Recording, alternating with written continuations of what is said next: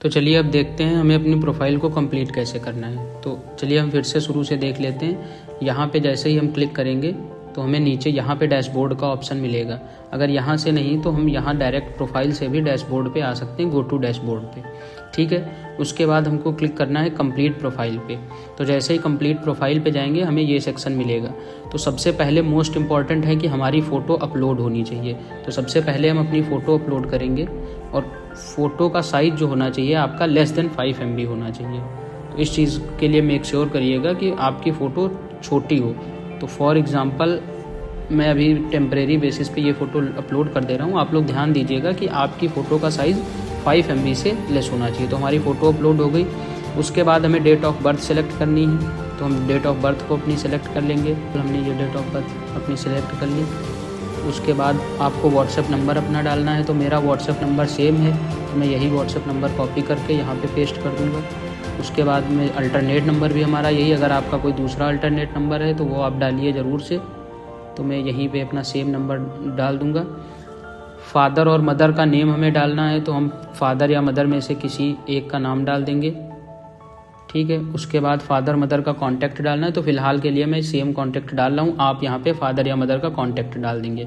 Gender male है, marital status unmarried है। उसके बाद हमें एजुकेशन डिटेल्स भरना है। फॉर एग्जांपल हमारा 12th किससे था, तो हमारा 12th था PCM से, तो हम PCM डाल देंगे। जो पासिंग ईयर था हमारा वो 2019 था। स्कूल और कॉलेज RLB था हमारा, तो हम यहाँ पे RLB, आपका जो भी कॉलेज हो वो स्कूल और कॉलेज को भरिएगा। बोर्ड हमारा CBSE था, तो हम डाल देते हैं CBSE बोर्ड। ठीक है, हाईएस्ट क्वालिफ़िकेशन आपकी क्या है। फॉर एग्जांपल हमने मास्टर्स कर रखी है तो हम वो मेंशन करेंगे। आपकी जो भी हाईएस्ट क्वालिफ़िकेशन हो वो आप ऐड करिए। अब क्लासेस यू कैन टीच में बाय डिफ़ॉल्ट जो क्लासेस आपने रजिस्ट्रेशन के टाइम ऐड की थी वो सारी क्लासेस यहाँ पे दिखाई दे रही हैं। तो अगर आप इसमें और इंक्रीमेंट करना चाहते हैं, कोई दूसरी क्लासेस या फिर जो पढ़ा रहे हैं उनको हटाना चाहते हैं या जो भी चेंजेस चाहते हैं, अगर और क्लासेस चाहते हैं, फॉर एग्जांपल मैं अब 9th और 10th भी पढ़ाना चाहता हूँ तो मैं यहाँ से 9th 10th ऐड कर लूँगा और यहाँ पे 9th 10th की सब्जेक्ट्स ऐड कर लूँगा। For example English, chemistry, biology, जो भी हमें पढ़ाना है वो सारी चीज़ें यहाँ पे ऐड हो जाएंगी। ठीक है, उसके बाद कोर सब्जेक्ट्स जो हमने वहाँ से सिलेक्ट किए वो बाय डिफ़ॉल्ट ले लेगा।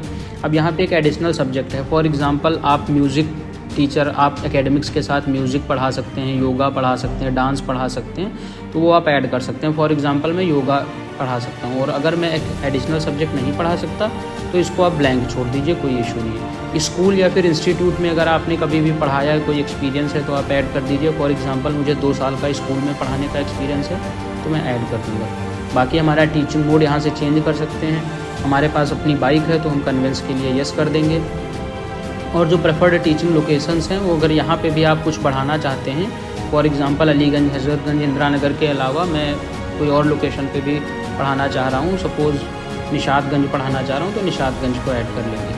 ठीक है, बायो पे यहाँ पे भी आप चेंज कर सकते हैं जो आपने ऐड किया था। अब देखिए ये अवेलेबिलिटी, आप किस किस दिन अवेलेबल हैं। सपोज़ मैं मंडे को अवेलेबल हूँ, ट्यूसडे को, और यहाँ पे आप किस समय से किस समय के लिए अवेलेबल हैं वो ज़रूर मेंशन करिए। फॉर एग्जांपल 1 घंटे के लिए, 2 घंटे के लिए, जो भी अवेलेबल हैं आप वो मेंशन कर दीजिए यहाँ पे। तो हर दिन के लिए अवेलेबिलिटी आप यहाँ पे मेंशन करेंगे।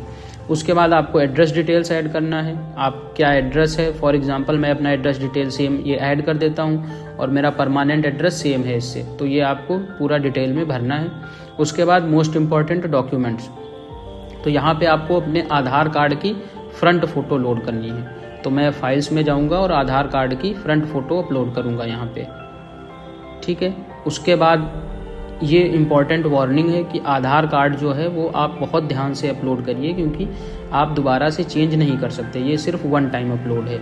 ठीक है, मैं समझ गया और मैं अपलोड कर देता हूँ। उसके बाद हमें आधार कार्ड बैक को अपलोड करना है, तो हम फिर से वही सेम प्रोसेस आधार कार्ड बैक को अपलोड करेंगे और ये भी 1 टाइम प्रोसेस है, तो इस पर भी हम क्लिक कर देते हैं। उसके बाद जो आपकी हाईएस्ट क्वालिफ़िकेशन है ये भी परमानेंट रहेगी, तो इस पर भी आप जो भी फ़ोटो अपलोड करेंगे वो भी आप बाद में एडमिन की हेल्प से ही चेंज कर पाएंगे। इसको भी मैं अपलोड कर देता हूँ। उसके बाद हम आते हैं डॉक्यूमेंट पे, जो है हमारा रिज्यूम। तो रिज्यूम हमने पहले अपलोड कर रखा है तो यहाँ पे अपलोडेड दिख रहा है। अगर मैं अपडेट करता हूँ अपना रिज्यूम तो यहाँ से चेंज हो जाएगा, तो चेंज डॉक्यूमेंट से कर लेता हूँ। उसके बाद डिक्लेरेशन कि मैंने जो भी डॉक्यूमेंट्स दिए हैं वो सारे ऑथेंटिक हैं। उसके बाद हम सेव चेंजेस कर देते हैं। तो जैसे ही हम सेव चेंजेस करेंगे हमारी प्रोफाइल कंप्लीट हो जाएगी और यहाँ पे आप डैशबोर्ड पे देख पाएंगे कि आपकी प्रोफाइल 97% कंप्लीट हो गई। कुछ चीज़ें जो हमने छोड़ी थी वो यहाँ पे दिखा रहा है। तो एटलीस्ट आपकी इतनी प्रोफाइल कंप्लीट होनी चाहिए। अब अगले वीडियो में हम सीखेंगे कि कैसे हमें ट्यूशन के लिए अप्लाई करना है या फिर कैसे हम नई ट्यूशन्स के लिए अप्लाई कर सकते हैं। Okay, thank you.